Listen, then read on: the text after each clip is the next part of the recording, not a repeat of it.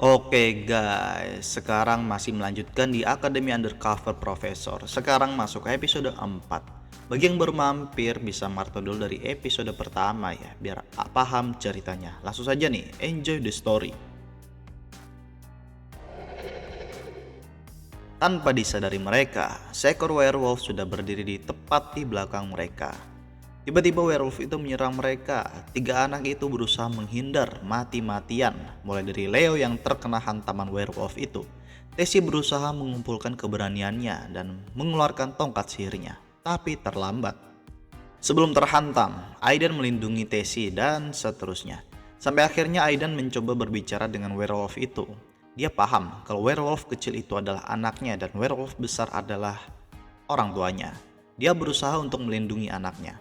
Dan anehnya, werewolfnya merespon percakapan Aidan ini. Seakan-akan dia tahu apa yang Aidan bicarakan. Setelah werewolf itu tenang, Aidan ingin memberikan obat penyembuh luka untuk anaknya dan tiba-tiba serangan sihir mengenainya dan mengikatnya. Rupanya Profesor Luger Chelsea sudah datang. Anak-anak itu panik. Kok Profesor Luger sih yang memergoki mereka ini ya kan? Disidangnya nanti aja, sekarang lagi urgent. Yang penting memusnahkan werewolfnya dulu. Pas mau dimusnahkan, tiba-tiba Aiden menghalanginya. Menurutnya jangan dibunuh dulu karena werewolf ini memahami bahasa manusia. Tapi Profesor Luger tidak memperdulikannya sama sekali. Malah bingung, maksudnya apa ya kan? Aiden lagi berusaha menjelaskan. Luger melihat werewolf bayi itu dan kaget, ekspresi wajahnya tiba-tiba berubah. Aiden menyadari itu juga. Gak pakai lama, Aiden disingkirkan dan Profesor Luger langsung membakar kedua werewolf itu. Incendio! Maaf, bukan Harry Potter ya.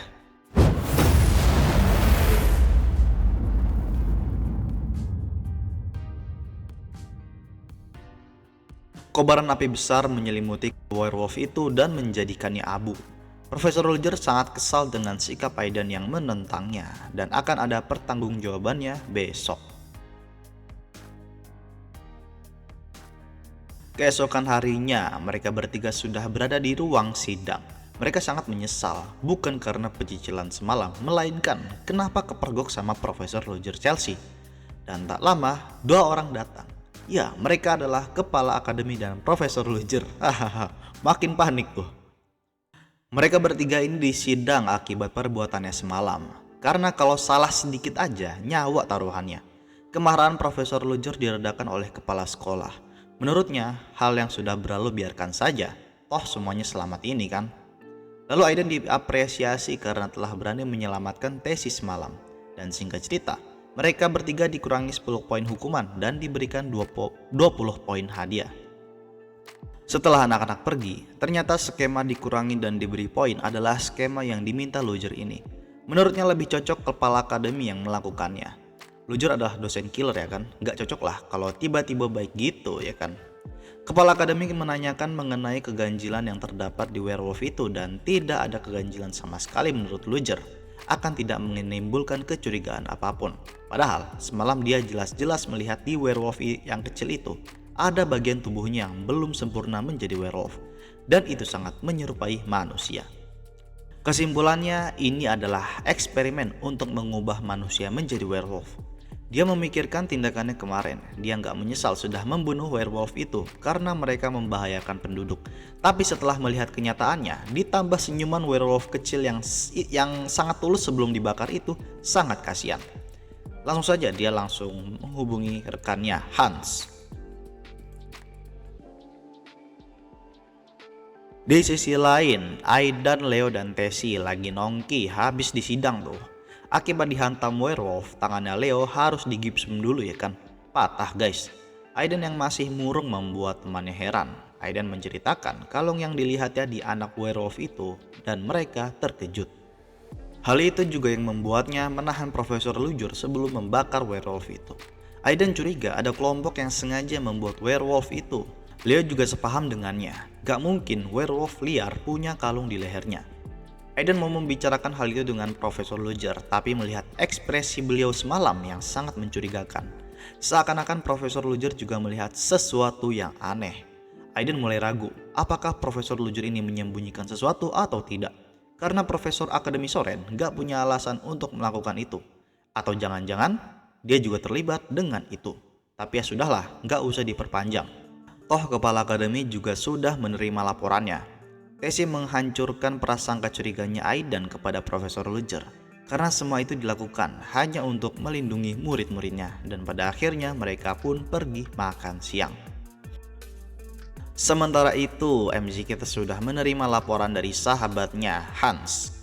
Ada berita yang memberitakan tentang kasus orang menghilang dan juga ada aktivitas mencurigakan di dekat pabrik terbengkalai. Investigasi Hans sangat meyakinkan MC kita kalau eksperimennya dilakukan di pabrik kosong itu. Ditambah juga ada berita tentang satu keluarga beranggotakan 3 orang hilang secara tiba-tiba, sangat berhubungan dengan werewolf sebelumnya. MC kita yang sudah yakin langsung OTW menuju lokasi. Di suatu tempat di kota, ada 2 penjaga yang sedang menjaga pintu masuk. Mereka sedang menjaga situ semenjak kasus werewolf kabur dari tempat ini. Werewolf di mana mereka adalah sekeluarga. Kedua orang tua dan seorang anak membuat keributan dan akhirnya berhasil kabur. Kronologi awalnya, anak itu gak dapat dosis obat yang cukup. Pas dibawa keluar untuk meningkatkan dosis obatnya, malah memberontak dan berhasil kabur setelah dibantu oleh kedua orang tuanya. Mereka membicarakan itu seolah-olah werewolf itulah yang bersalah dan membuat mereka ini sangat menderita. Tiba-tiba ada yang mencurigakan dari lubang sana. Mereka mempersiapkan pistolnya dan double headshot. Seorang misterius muncul dari lubang itu. BTW outfitnya keren ya guys, mirip Jacob Frey nih. Beberapa jam sebelumnya, MC kita menemui Hans terlebih dahulu untuk membicarakan rencananya. Hans menawarkan untuk membantu tapi ditolak. MC kita ini kuat ya guys, jadi santuy lah. Setelah dijelaskan berapa banyak kekuatan militer mereka, MC kita langsung menuju TKP. Dan juga MC kita dikasih tahu kalau anak yang jadi bahan percobaan mereka ini baru berumur 7 tahun. Kasian bet dah.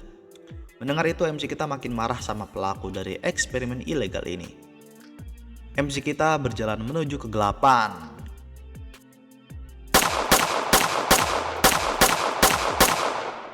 Selesai dalam sekejap. Dengan santainya MC kita berjalan lurus meninggalkan sangat banyak mayat yang sudah terkapar. Karena ada seekor lebah yang mencurigakan nih. Ternyata itu adalah lebah pengintai. Ada penyihir yang bisa menggunakan lebah pengintai dari pusat markas ini. Menyadari penyusup itu bukan polisi, maka itu membuat mereka sangat senang. Artinya, kalau udah dibunuh maka tidak ada yang peduli. Sementara itu, MC kita sedang menghadapi musuh yang menghalanginya. Lagi-lagi menggunakan sihir malfungsi. Pistolnya nggak bisa digunakan untuk menembak.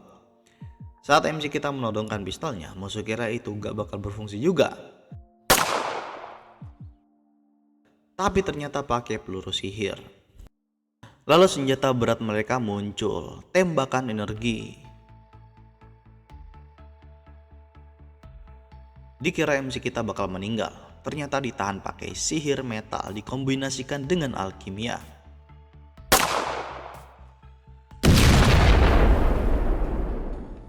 Sudah 20 orang yang dibasmi. Hans menginformasikan ada 40 orang di organisasi ini. MC kita menyadari ada yang aneh. Ternyata itu adalah lebah pengintai. Melihat itu, MC kita menduga kalau pelakunya adalah Insect Brothers, orang yang terkenal di kalangan dunia bawah. Karena sudah ketahuan, sekalian saja dihabisi semua serangganya.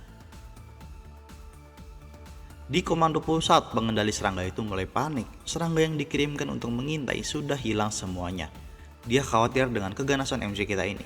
Bisa menggunakan berbagai macam elemen sihir dengan sangat efisien. Langsung saja mereka bersiap untuk menyambut kedatangan MC kita.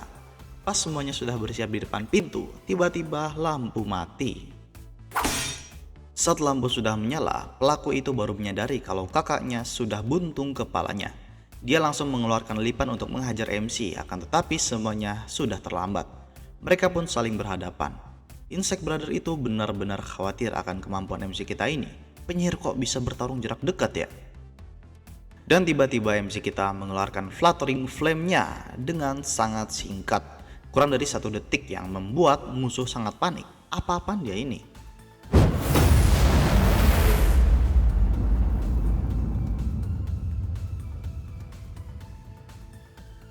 Selesai deh, udah hangus tapi masih hidup. Orang-orang yang tersisa kaget, bisa-bisanya Insect Brothers yang terkenal di dunia bawah bisa dikalahkan semudah itu. Saat dikira semua sudah selesai, tiba-tiba ada kaki serangga yang menyerang. Ternyata orang yang terpenggal pertama kali itu belum mati. Dia berubah menjadi serangga yang terlihat sangat ganas. Pertarungan pun dimulai. Monster itu tidak memandang rekan atau musuh, semuanya disikat habis.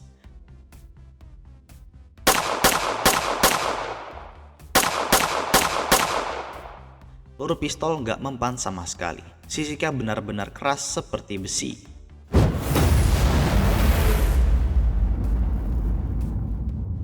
Sihir Fluttering Flame pun berhasil dihindarinya dengan sangat mudah, padahal badannya itu gede banget. Fluttering Flame sekali lagi.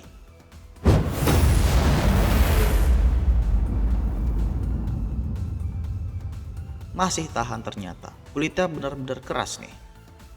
Monster itu mengaku minimal sihir tingkat 4 yang dapat melukainya, sedangkan Fluttering Flame hanya sihir tingkat 3. Melihat itu, MC kita bermain hit and run, tiba-tiba menghilang, tiba-tiba muncul. Monster itu berusaha mencari MC dimanapun dan akhirnya bisa keluar tuh. Melihat pistolnya dan sihir tingkat 3 yang tidak melukainya, MC kita akhirnya mengeluarkan sihir tingkat 4. Yah, mau nggak mau ya, padahal MC kita ini males pakai beginian, tapi apa boleh buat.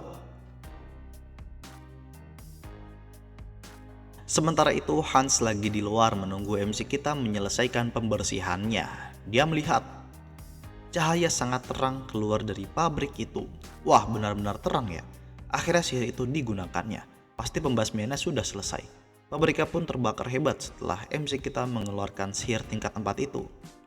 Singkat cerita, MC kita sudah keluar dari sana. Semuanya sudah dibersihkan. Orang-orang yang sudah jadi werewolf juga sudah dibunuh.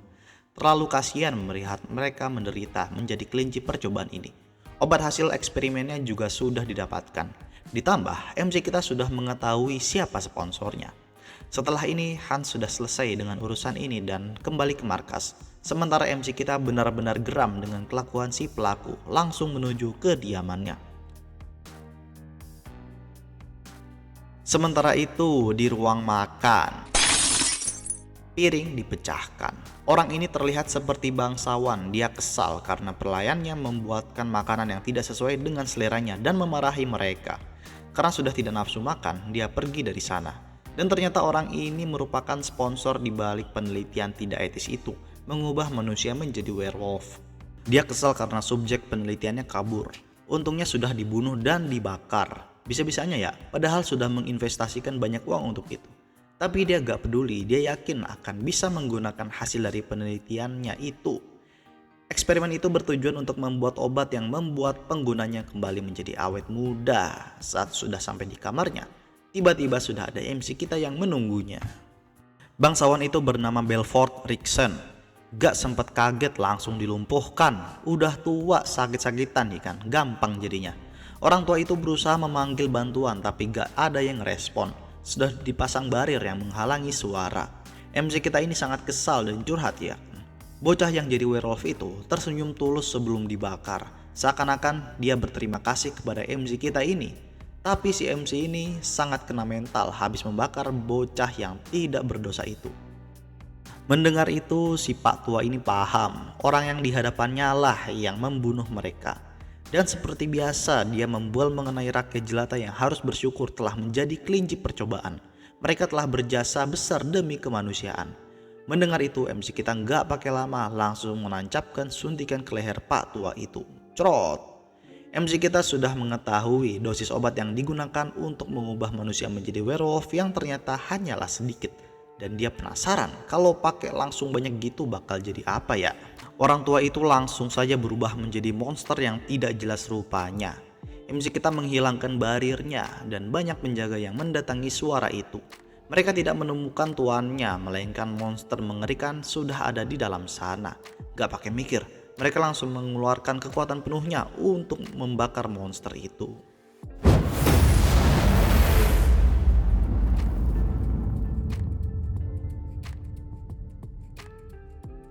MC kita yang kabur menuju tempat persembunyiannya dan bertemu Hans. Setelah membakar bangsawan itu, sekalian juga mengambil berangkasnya ya kan. Lumayan buat dana. Kedepannya, MC kita ini berencana akan membuat identitas yang cocok untuknya di dunia bawah.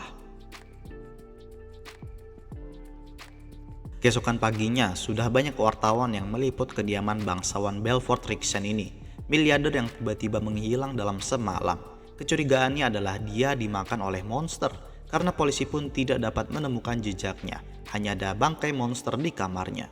Saat para wartawan membicarakan kasus ini, tiba-tiba ada sosok penting yang lewat. Mereka adalah Ksatria Nightcrawler, atau dari Departemen Pertahanan. Ini kayak divisi khusus aja ya kan. Mungkin kalau di Indo bisa dibilang Kopassus atau Densus 88, pokoknya yang berspesialis dalam menangani kasus-kasus investigasi seperti ini. Karena adanya Departemen Pertahanan yang turut ikut campur, artinya ini bukanlah kasus biasa. Terlihat komandannya bernama Terina Lynn Howell yang terlihat sangat garang ya kan. Mereka di sini untuk menginvestigasi kasus ini lebih mendalam. Setelah dipersilahkan masuk, mereka bertemu dengan inspektur. Setelah ini investigasi akan diserahkan kepada Ksatria Nightcrawler dan meminta inspektur itu memberikan hasil investigasinya. Singkat cerita, mereka mulai melakukan investigasi menyeluruh. Dimulai dari bangkai monster yang sudah hangus. Sebelumnya, Belfort ini dirumorkan kalau dia berhubungan dengan black magic dan cryptid, dan tiba-tiba berubah menjadi monster ini.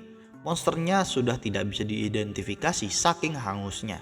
Lalu ruangannya diperiksa. Terina ini menemukan ada yang aneh di tembok tempat bingkai, dan benar saja ada ruangan rahasia di sana, tapi kosong melompong. Padahal di sini benar-benar cocok untuk menyimpan berangkas, tapi berangkas itu tidak ada sekarang. Melihat sifatnya Belfort Rixen ini yang mencerminkan pejabat korup lah, pasti harusnya ada tempat persembunyian uang gelapnya di situ. Melihat kondisi ini, Terina menyimpulkan pelaku di balik kasus ini bukanlah orang biasa. Dia teringat dengan nama Arsène Lupin, pencuri misterius yang membuat kekaisaran gempar sebelumnya. Selain kasus ini, ada kasus aneh lagi di kota ini, yaitu pabrik yang terbakar. Mereka pun langsung OTW menuju pabrik itu.